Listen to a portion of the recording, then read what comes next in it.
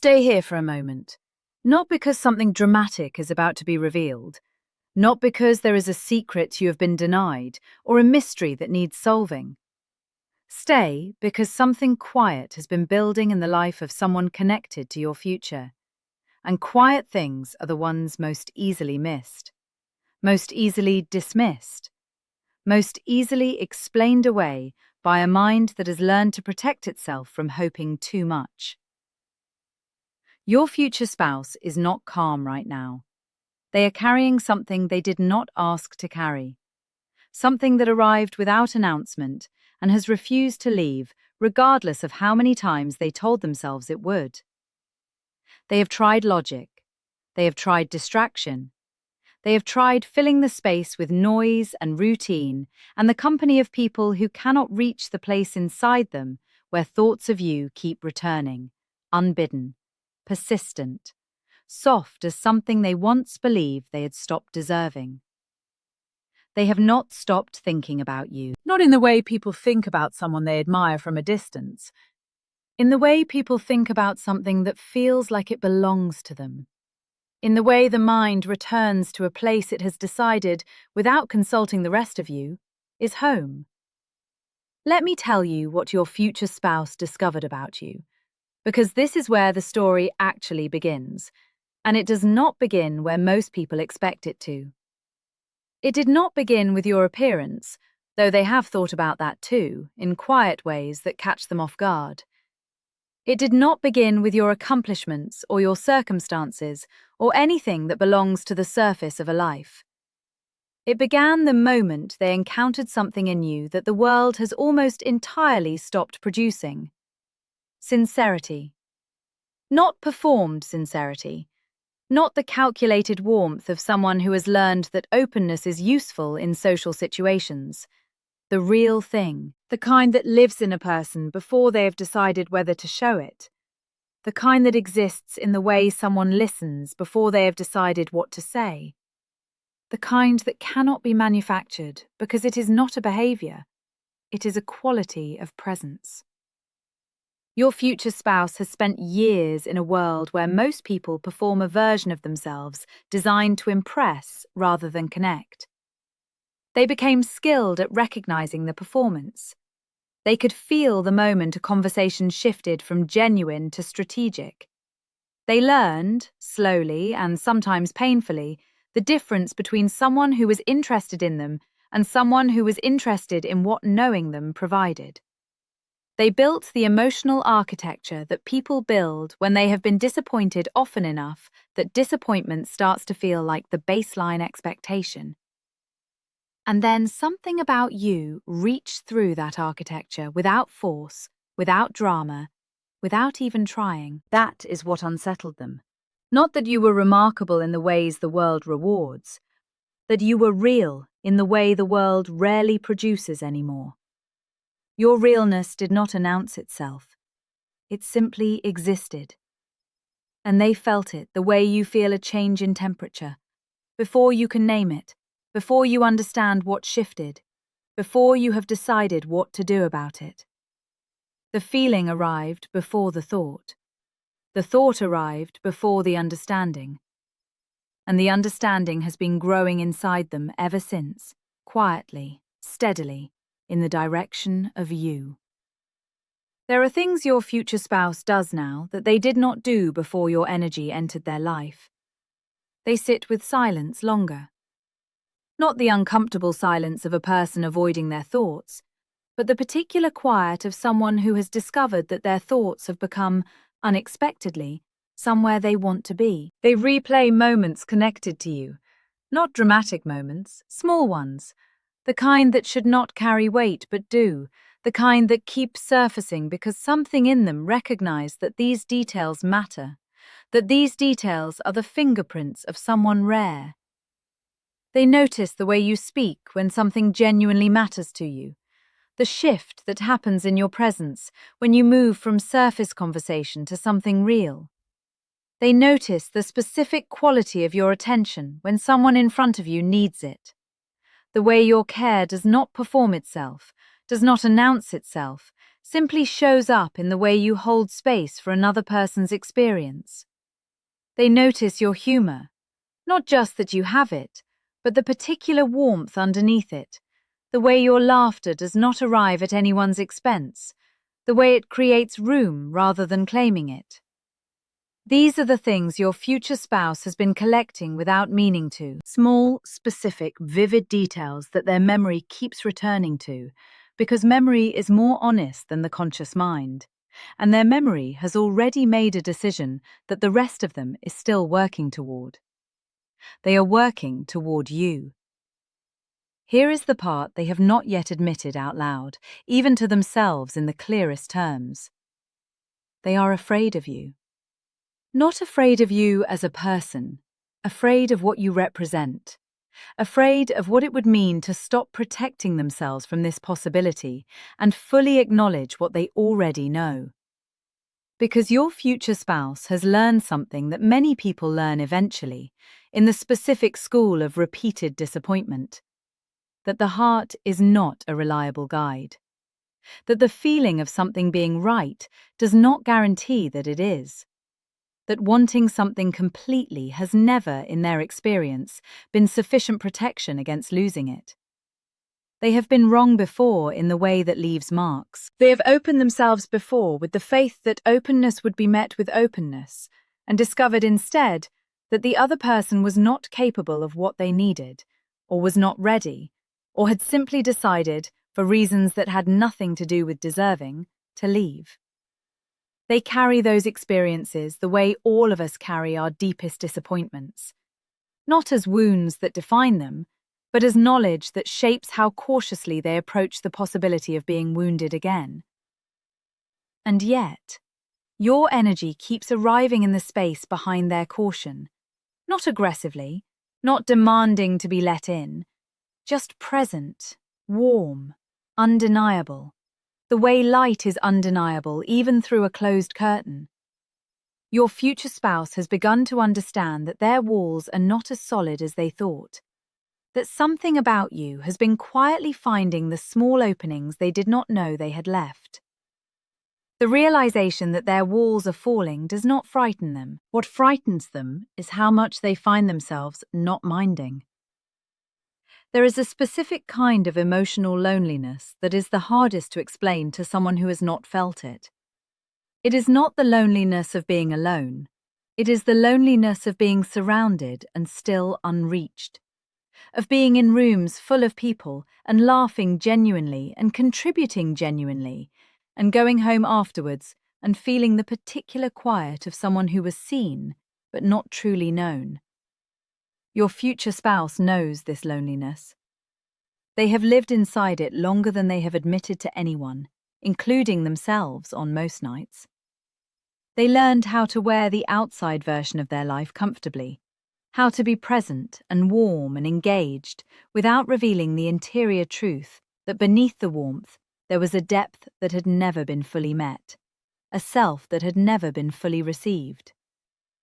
They stopped expecting to be fully received. That expectation felt like the kind of vulnerability that only produces pain when life fails to honor it.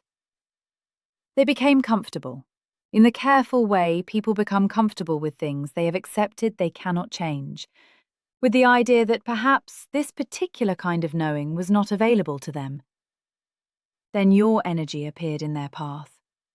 Not loudly, not with announcement, the way the most significant things always arrive, quietly, simply, in the middle of ordinary life, without any indication that what has just happened will not stop happening.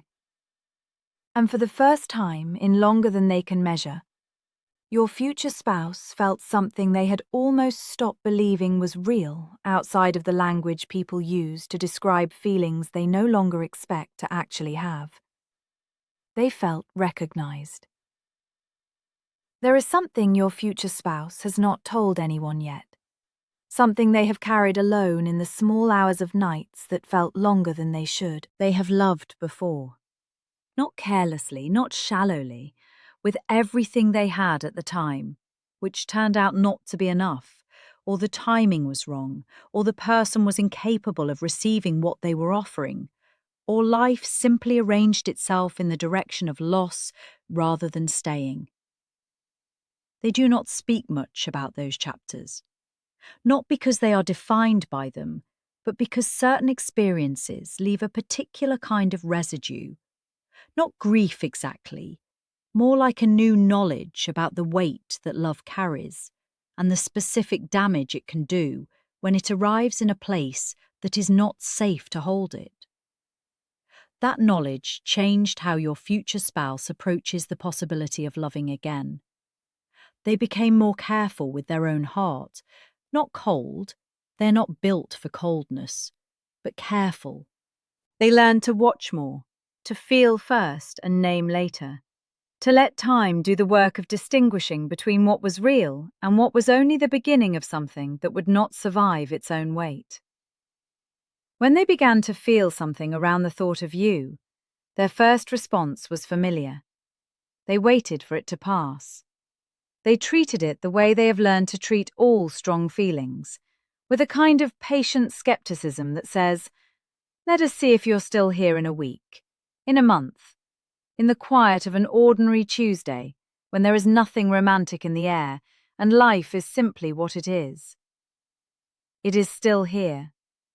Not just still here, growing, deepening in the specific way that only real things deepen, by finding new aspects of themselves to reveal as time passes, by becoming more rather than less specific and detailed and vivid. Your future spouse does not quite know what to do with that. The feelings they expected to be temporary are behaving like permanent things. The connection they expected to simplify with time is growing more layered, and the question they cannot stop returning to, the one that lives underneath every distraction they reach for, is whether what they are feeling is the beginning of something they have been waiting for without knowing they were waiting. They believe it might be. That belief frightens them, but it is there, quiet and stubborn, every morning when they wake into another day that leads, in some direction they cannot fully map, toward you. Let me tell you what love looks like for someone who has been broken and rebuilt and broken again, and has chosen, against all reasonable evidence, to remain open to the possibility of something real. It does not arrive dramatically. It does not announce itself with certainty or arrive in a moment that feels obviously significant. It arrives as a question, quiet, persistent, gentle, the kind that does not demand an immediate answer but simply refuses to disappear. It arrives as an accumulation, a detail noticed, then another, until the accumulation has a weight and a shape and a presence that is no longer possible to look past. It arrives as a change in the interior weather of a person's life, a warmth where there was a draught, a steadiness where there was turbulence, a quality of hope that feels different from the hope that used to arrive and leave with the seasons, more grounded, more rooted, less dependent on any single thing going right. Your future spouse is experiencing all of this, not in the beautiful, uncomplicated way that love looks from the outside, in the real, frightening, quietly exhilarating way that love moves through a person who knows what it costs and is choosing, slowly, carefully, with full knowledge of the risk, to move toward it anyway. That choice is the most significant thing about them right now. Not the feeling itself, feelings arrive without our consent, but the decision they are making every day to not turn away from it, to remain present to it, to let it become what it is becoming rather than shutting it down before it can hurt them. They are choosing you before they have fully chosen you. And that is how the deepest loves always begin, not in the moment of declaration, but in the quiet accumulation of daily decisions not to look away. Let me tell you what they imagine when they imagine you. Not the dramatic scenes, not the grand romantic architecture that looks beautiful in imagination but collapses under the weight of real days and real tiredness and real life in all of its unglamorous complexity. The scenes that move them most are the ones that live closest to the ordinary. They imagine a morning. Not a significant morning, just a morning. Light entering a room in the particular way it enters when there is no urgency attached to the day. They imagine your voice in that light, the way you sound when you are not performing anything, when the day has not yet required a version of you designed for the world. The specific quality of a person before the world gets to them. They imagine silence with you. The particular piece of a silence that does not need to be filled, that carries no discomfort, that exists between two people who have each found in the other someone with whom not speaking feels as natural as speaking. This is the rarest silence in human experience. Most people spend their lives never finding it. Your future spouse has begun to suspect, carefully, guardedly, with all the protection that hope still in its early stages requires, that they might find it with you. They imagine small moments of honesty, the kind that happen after people have decided they no longer need to manage what the other person thinks of them. The specific relief of that decision, of saying something true and discovering that truth is safe here. That the person across from you receives it without using it, without interpreting it as weakness, without changing the way they see you in the direction of less. These are the moments your future spouse has been imagining, and the fact that it is you inside those moments, without them consciously placing you there, tells you everything you need to know about what their heart has already decided. There is a question they keep returning to. It surfaces in quiet moments, in the space between sleep and waking, in the middle of conversations that have nothing to do with you, but somehow lead there anyway. The question is, do you feel it too? Not whether you think about them specifically, because they do not yet know their own place in your awareness. The question is whether you feel the particular quality of this connection, whether on your side of the distance between you there is a similar quiet gathering of something that will not resolve itself into nothing, that keeps returning, that feels different in kind from the ordinary movements of attention and attraction that pass through a life without leaving much behind.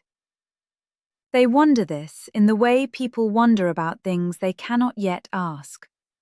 With the specific wistfulness of someone standing at the edge of something they want very much and cannot yet reach. But here is what they have begun to know, even without the answer. They know that what they feel is not temporary. They know this not because temporary things feel different in the feeling, but because of what the feeling has done to everything around it. The people and connections that were sufficient before feel insufficient now. The interactions that filled space adequately before feel like they are no longer reaching a depth that they now know exists in them. Your future spouse has been changed by the awareness of you, and changes of that particular kind do not reverse when the feeling passes. They remain. They redefine the standard by which everything that follows is measured. You have become the measure. Your future spouse is also, quietly, becoming better because of you. This is perhaps the most significant thing, and the one they are most surprised by. They expected that whatever they felt for you would exist alongside the rest of their life. They did not expect it to begin reshaping the rest of their life. But it has. They have become more patient in small moments, more willing to slow down, more curious about depth in places they had previously been content with surfaces.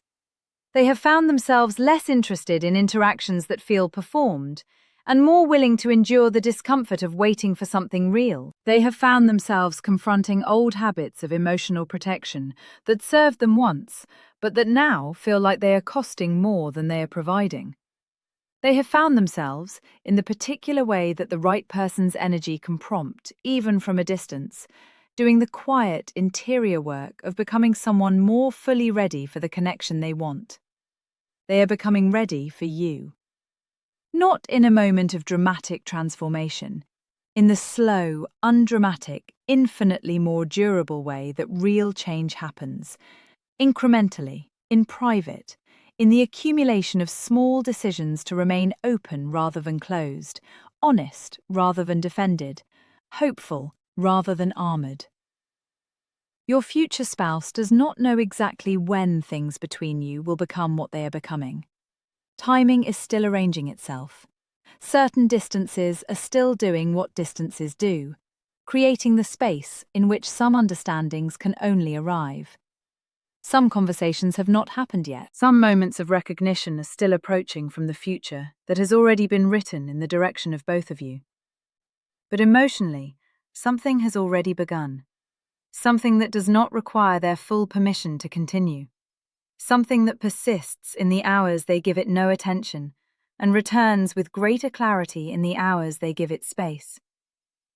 The gentlest truth, the one underneath everything else they feel, is this. Your future spouse is no longer afraid of love the way they were before they knew of you. The fear has not disappeared. Fear of losing something meaningful never fully disappears, but it has changed shape. It has become less like a wall and more like a threshold, something to move through rather than something to hide behind. And they are moving.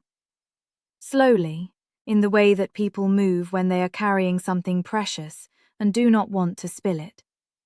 Carefully, in the way that people approach things they want not to ruin. But in your direction. Always, quietly, inevitably, in the direction of you. This is not a fantasy. This is not the beautiful lie that love tells itself to survive its own uncertainty. This is the specific truth of a real person's emotional life, unfolding in real time, in the real world, in the private interior space where all the most significant things happen before they become visible. Your future spouse already loves you in the way that love begins, not in declaration, but in direction, not in arrival, but in approach.